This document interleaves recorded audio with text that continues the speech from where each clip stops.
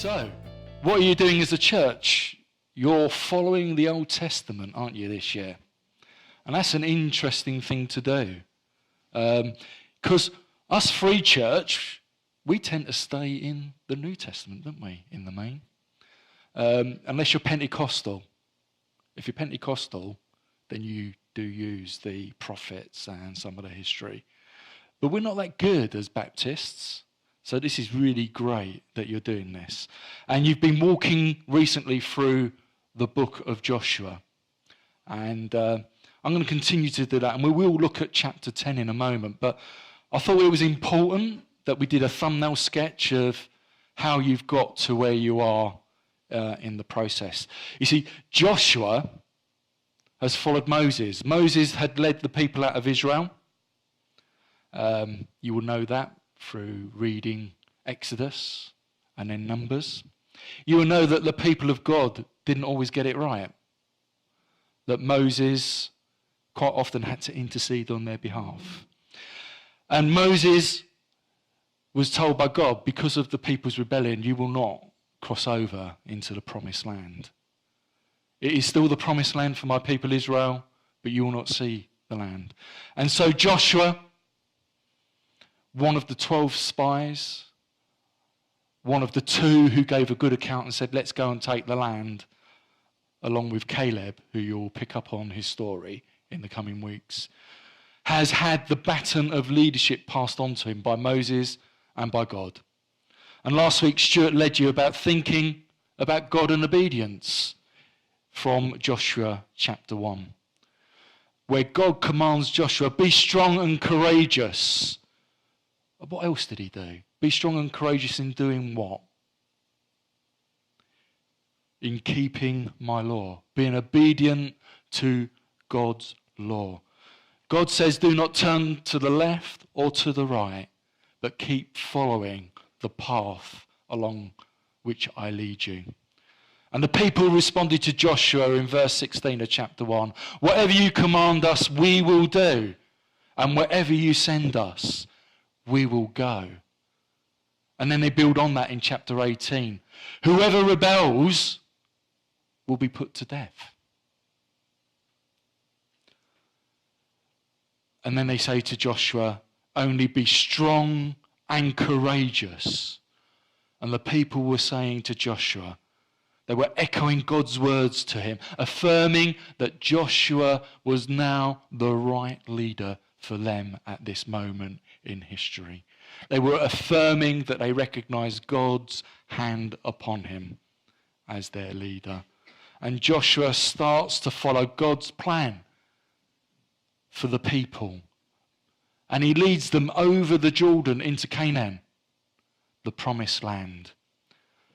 And the amazing first miracle that we look at this morning is that as those carrying the Ark of the Covenant stepped into that river, what happens? The water recedes and land, dry land, becomes available. So that the people, and let's face it, lots of children, they might have got a bit stuck in the water. Lots of adults just crossing the land on dry ground. And when they reached the land, they rededicated themselves. And that meant for the men, they were circumcised. If that doesn't bring water to your eyes, guys, it's a painful process. As I said this morning, if I need that, may it be done surgically with an injection first. But they did that because they recognized that when Moses called the people out originally, they were separate from the nations around. They were called to be a holy and separate nation. And so in Joshua leading the new generation, those that hadn't rebelled and led to the 40 years of wilderness, who hadn't been circumcised, they dedicated themselves to God's service. And then they celebrate Passover in the promised land, on the plains of Jericho, in Gilgal. Then in chapter 6, we read about the fall of Jericho, where there was a massive big battle and the armies dived in, didn't they, and they fought. And no, they didn't, did they? All they did was they marched around the walls. and God did the rest. God was for them. God fights for them. Stuart gave me the title, God Who Fights for Us. He was already doing it, and he'd been doing it for Moses. He did it when he swept aside Pharaoh. He did it when they were walking in the desert, waiting to come into the promised land. And now he continues to fight the battle for Israel under Joshua's leadership. Chapter 7 doesn't go so well. They've gone out against Ai and they've been routed. They've run away. They've come back to Joshua.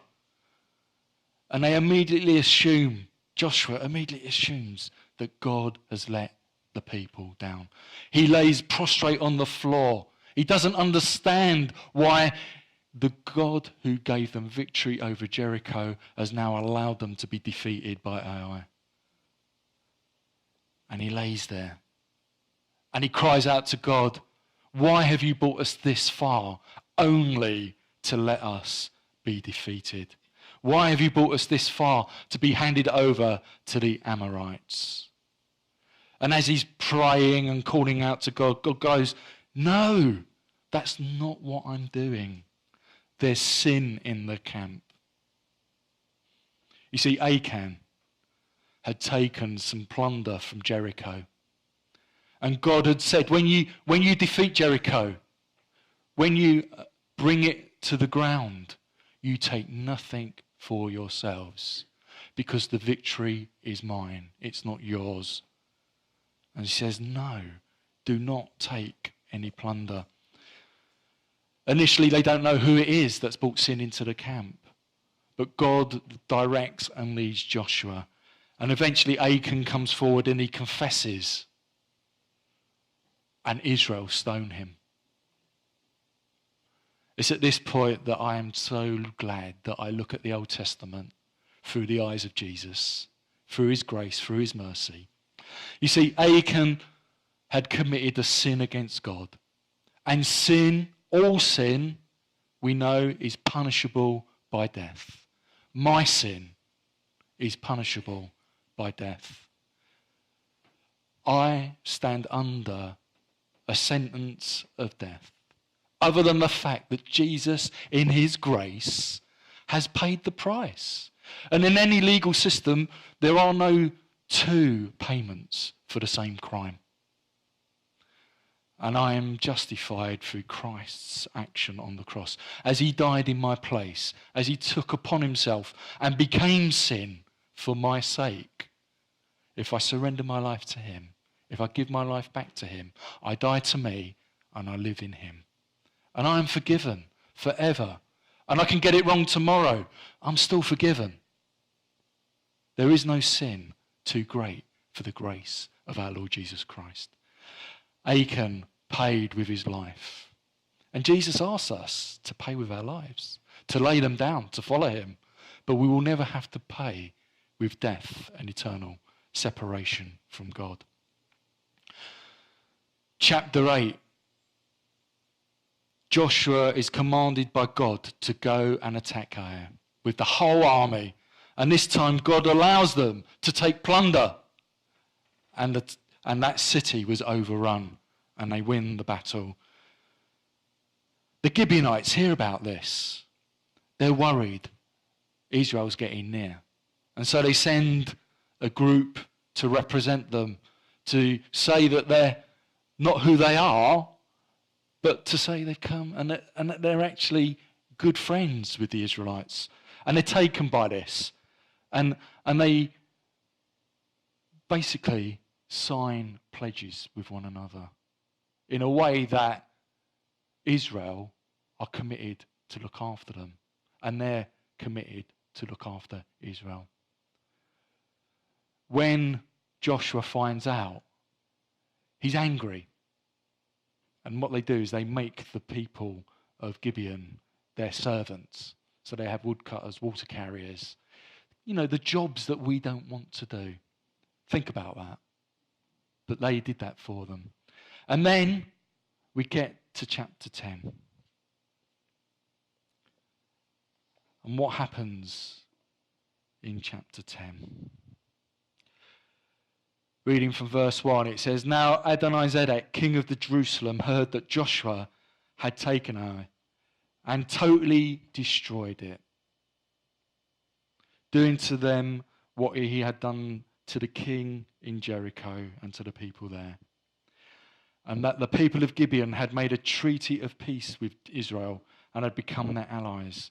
He and his people were very alarmed at this, because Gibeon was an important city. Like one of the royal cities, it was larger than Ai, and all of its men were good fighters. So Adonizedek, king of Jerusalem, appealed to Hoham, king of Hebron, Piram, king of Jarmuth, Jephthah, king of Lachish, and Dibir, king of Eglon.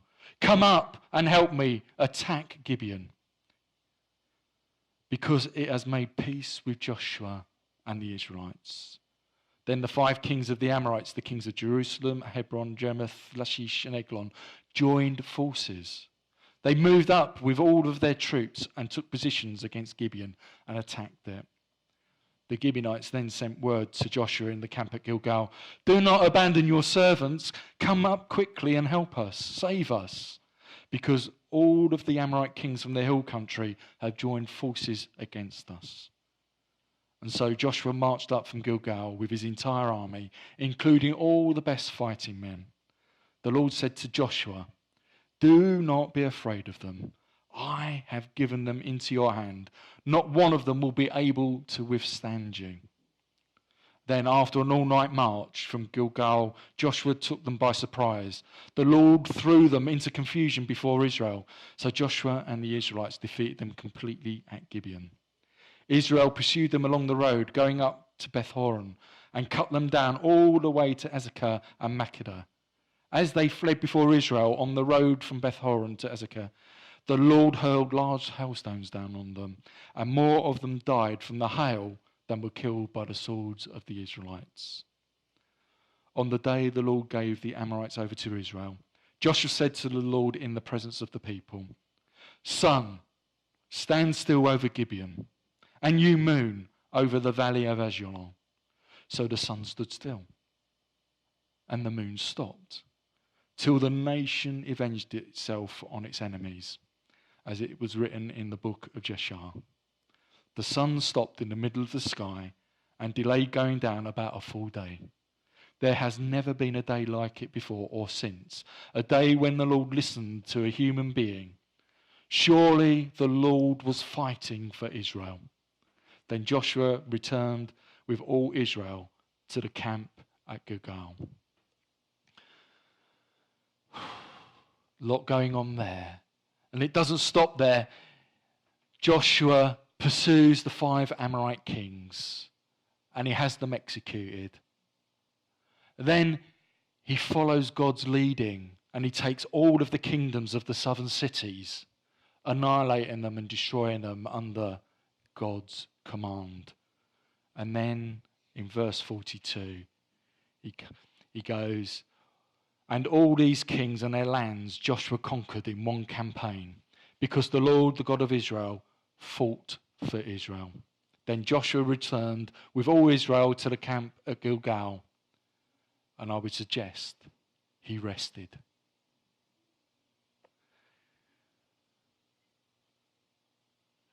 You see, we have a God who fights for us. A God who fights for us. This morning, we're going to look at this God who fights for us. Let me ask you a question. Do you really know that God is fighting for you? Do you really sense that he's got your back? I want to tell you this morning, it's not a feeling, it's not an emotion, it's a fact. God is fighting for you. He's on your side. And he wants one thing more than anything in this world. He wants an intimate, personal relationship with each one of you. That's how important you are to God. That he calls you by name. And he says, You are my child. I am your father. And I just want to have a father-child relationship with you. Do you know that relationship this morning? If you take just one thing away with you, know this truth. You are prized in God's sight. And he wants a relationship with you. Joshua knew that God was for him. But in chapter 7, he has a little wobble, doesn't he? Why, God? Why have you brought us this far? What's going on? Who has those kind of wobbles? Oh, a few of you are honest. I think we'd all put our hands up, wouldn't we? I have to put 2 hands and 2 feet, but I'd fall over. We all have wobbles at some time. We think God has gone AWOL. He's gone missing in action. But he hasn't. There's that song, isn't there, about God being active even when I don't see it. I'm not a great singer, so I'm not going to sing it for you. But God is always active, and he's got your back. We had that verse earlier about being claimed from the kingdom of darkness and being put into the kingdom of light. God hadn't gone AWOL, even though Joshua thought that that was it. And he wondered, God, what's happening? Under the leadership of Moses, you were there. I've only had the baton for a short while. Why? Maybe he had imposter syndrome. Who knows what that is? It's where you feel you don't deserve what you've got. I'm an imposter. And the truth is, none of us deserve what we've been given. But there are no imposters in the family of Christ when we surrender our lives to him. We have what we have because of his grace. I've never earned it. I never can. He just gives it freely. God hadn't gone anywhere. You see, the issue for Israel at this time was direct disobedience. There was sin in the camp. Now, sometimes we don't always see God at work in our lives. Sometimes it's because of personal sin. Sometimes it's because of corporate sin, whether that be in the church here, in my church family, whether that be in the Baptist Union family, whether that be in the Holy Catholic Church, by which I mean the worldwide church, not the Roman Catholic Church. If there's sin in the camp, sometimes God decides to withdraw his blessing. But at other times, it has absolutely nothing to do with sin. Sometimes we just don't see that God is working. And so we need to be careful when we discern what God is doing. Not always saying, oh, there must be sin. Because that's a dangerous place to be. It might be, but let the Holy Spirit bring that out. Let's not jump to that conclusion. Let's let God bring that out. May I say that sometimes it's down to our doubts, which in a way is a little bit of a sin, isn't it? Because we're not trusting God. But it's not a big sin. And what makes me say that? Jude verse 22. Jude is a letter, small letter at the back of the Bible. And it says this in verse 22. Be merciful to those who doubt. And who is the letter written to? It's written to the church, to the fellowship of believers, to the followers of Jesus. Be merciful to those who doubt. And may I suggest, if there are those amongst you that are doubting, be merciful to them. Because tomorrow it might be you that's doubting, and you'll want mercy, and you want your brothers and sisters to walk alongside you. You see, the truth is, no matter how we feel, no matter what my head says, the truth is that we have a God who fights for us. It's not a feeling, it's not an emotion, it's a promise grounded on the person of God and who he is. For Joshua, he has seen God going into battle for the Israelites time and time again. But he still wobbled. I want to ask you, are you feeling hard pressed?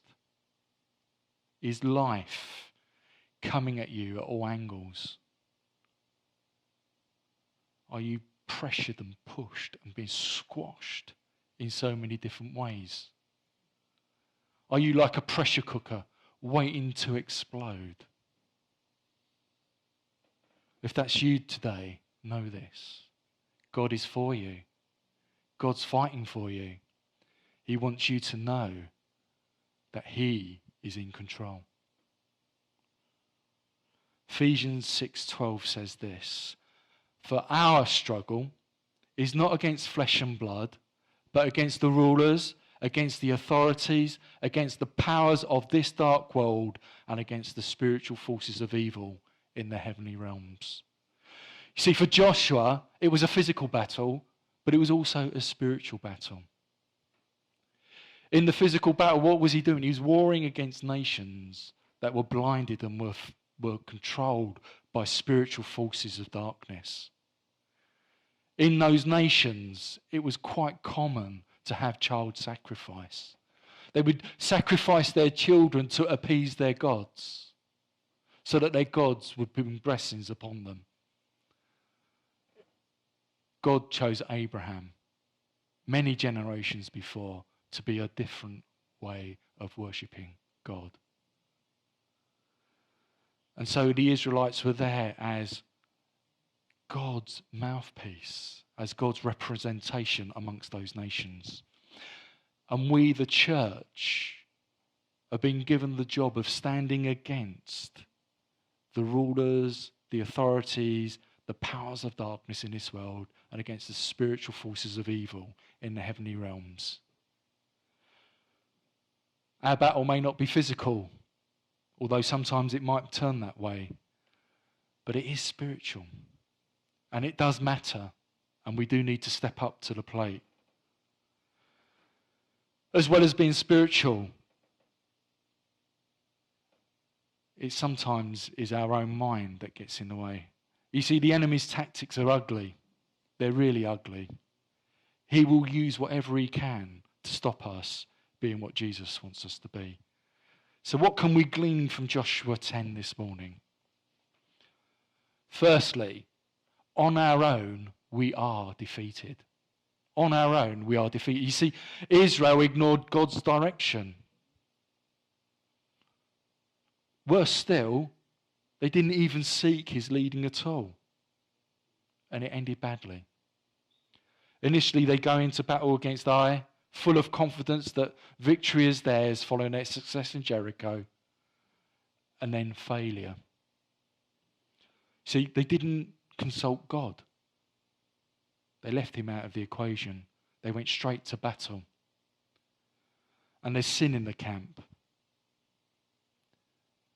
Sometimes, as the community of God here today, our plans fail because simply they're our plans. We haven't consulted God. We haven't asked, where are you directing us? Where are you taking us? Now, I'm not saying that we should take everything to God in prayer. Hear me. He's given you a brain. I don't have to ask him, should I have tea or coffee with breakfast? I can make that decision. I don't even have to ask him what colour shirt, or perhaps I should have done, I don't know. I don't have to ask him about the clothes I wear. I ask him to give me clothes, but I don't have to ask him what ones to wear. No, the things that we need to do is seek God's will in the areas that will impact our lives and the lives of others. We need to ask God, what direction, what path should I go? So those major decisions, how do I go about that? Well, I pray. And I ask other people to pray with me. I said earlier, I'm a minister in training. And I never thought I was going to be a minister in training. When I started to look to do a theological qualification, it was just do a theological qualification. But as I started to engage with the college, they said, you need to do ministerial formation and training. And I'm going, why is that? I want to do this. It's not a standard pastor's job I was looking for. I want to do this. And they're going, yeah, but you need to go and be a minister in training. That will give you so much more opportunity in where you want to go. And I thought that was quite strange, but I listened because they're quite wise people. I prayed. I got groups of friends that are Christians that I prayed with. And I prayed with the wider leadership team at Rayleigh Baptist. And each way along the way, everyone was, yes, God's in this. We think he should do it. And so 2 years ago, that's what I did. And the church affirmed that. They sent me and they called me mad people. You're probably thinking, why did they call him? But that's what happens. You see, major decisions, transformative decisions, things that will make an impact for the greater good of Jesus' kingdom. We should be going, what is it you want us to do? You see, programs are great, aren't they? If they're spirit inspired.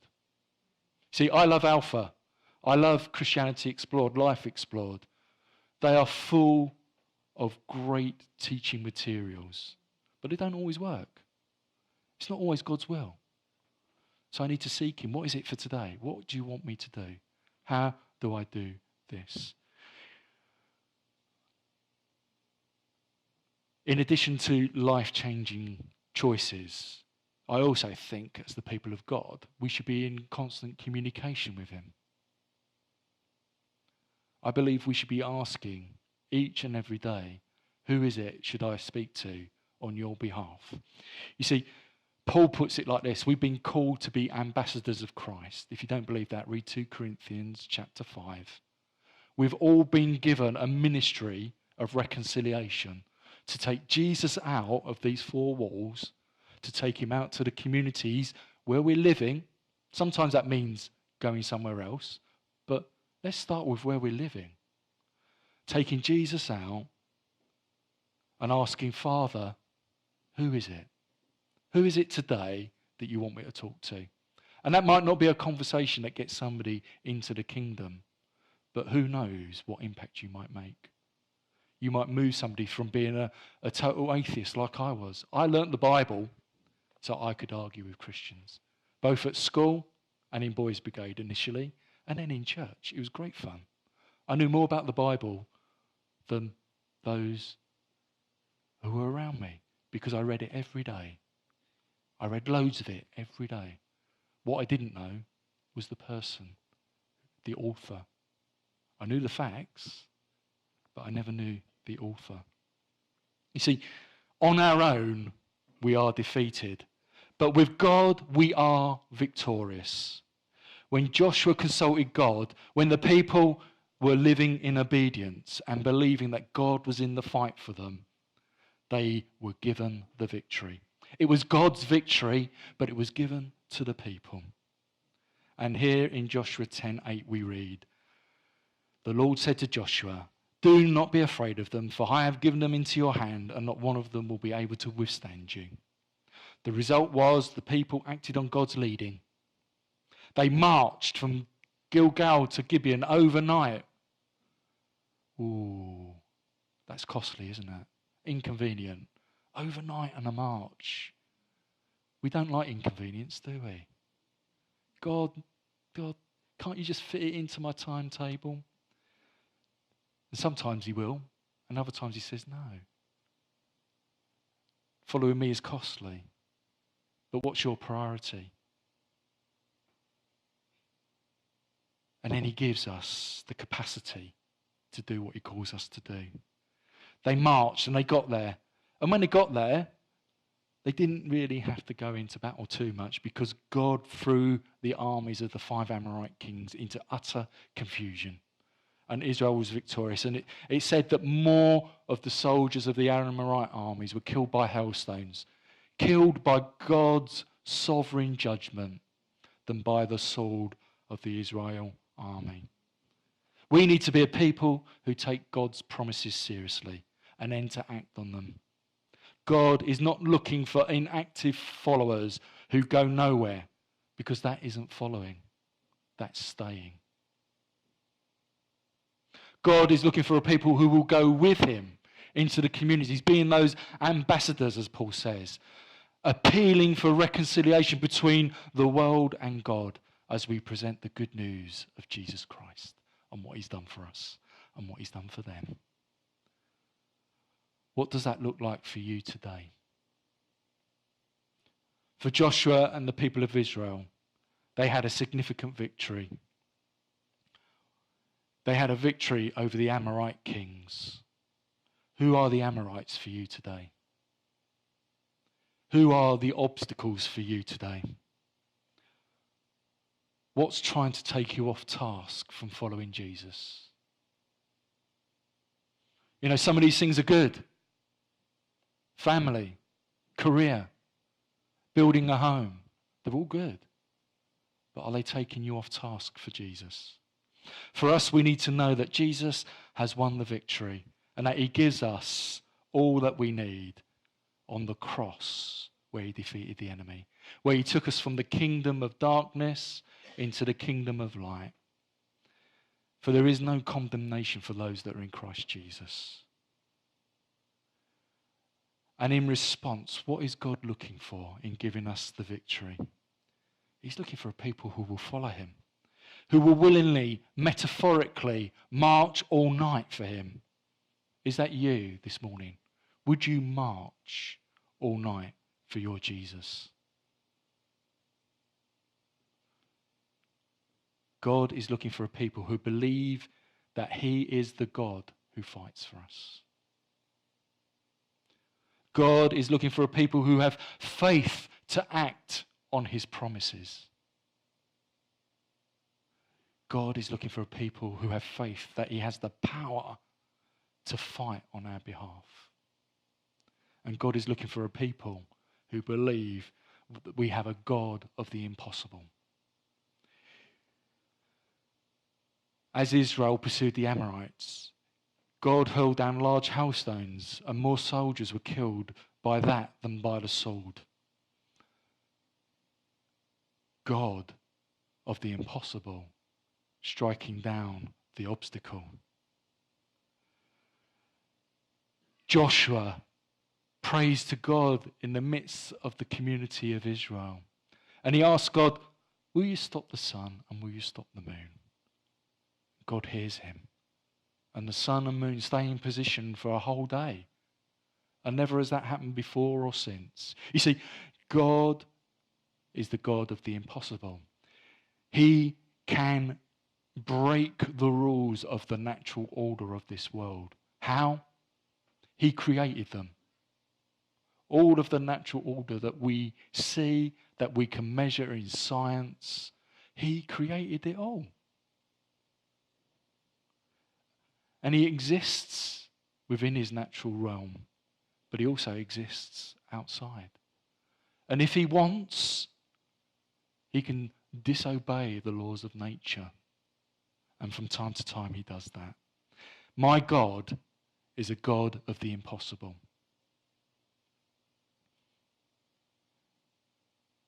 God didn't stop by giving Israel the victory over just the Amorites. He then takes the nation on a campaign and they defeat totally the southern territories in the rest of chapter 10. And if you read chapter 11, the people defeat the northern territories too. You see, it's because of this. All the kings and their lands Joshua conquered in one campaign because the Lord, the God of Israel, fought for Israel. God acts on his promises. God has the power to deliver. God sometimes even does the impossible. He moves outside of the understood laws of nature. All God asks of us is, will you respond? Will you take a step of faith and believe me? Will you let me do what I did for the people of Israel for you? Will you let me fight your battles? I am the God who fights for you. What does he ask in return? Will you follow me? Will you follow me? Let's pray.